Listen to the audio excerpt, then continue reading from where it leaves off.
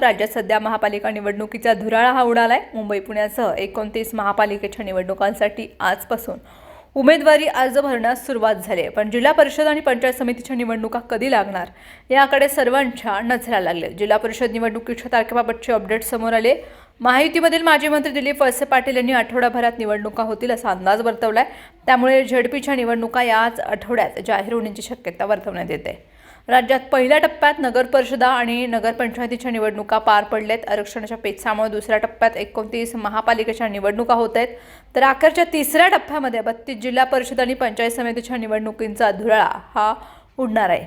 नगर परिषद निवडणुकीचे निकाल लागल्यानंतर आता जिल्हा परिषद आणि पंचायत समितीच्या निवडणुका कधी होणार याबाबतचा संभ्रम कायम आहे। या चर्चा सुरू असतानाच आमदार दिलीप वळसे पाटील यांनी राज्यामधील जिल्हा परिषदांच्या निवडणुका येत्या 4 ते 8 दिवसात लागतील असा दावा केला। याआधीही त्यांनी निवडणुकीच्या नगर परिषदांच्या निवडणुकीच्या तारखा अचूक सांगितल्या होत्या। दिलीप वळसे पाटील मनसर येथील शेवाळवाडी येथील विकास कामांच्या उद्घाटन प्रसंगी बोलत होते। त्यावेळी त्यांनी जिल्हा परिषद निवडणुकांच्या संभाव्य तारखा सांगितल्या। राज्यामधील 32 जिल्हा परिषदांच्या निवडणुकांसाठी डिसेंबरच्या अखेरीस आयोगाकडून पत्रकार परिषद घेतली जाईल असं सांगण्यात आले।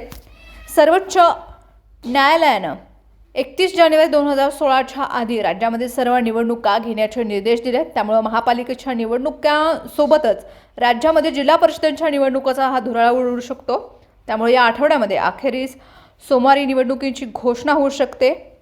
त्यानंतर 7 दिवस अर्ज स्वीकृतीसाठी देण्यात येतील। त्यानंतर 2 दिवस अर्ज मागे घेण्याची मुदत असेल। छाननी आणि अंतिम उमेदवार यादी जाहीर होईल। 28 ते 29 जानेवारी रोजी मतदान आणि निकाल हा जाहीर होऊ शकतो। 31 जानेवारीच्या आतमध्ये जिल्हा परिषद निवडणुका पूर्ण करण्याचं आयोगाने ठरवलं आहे।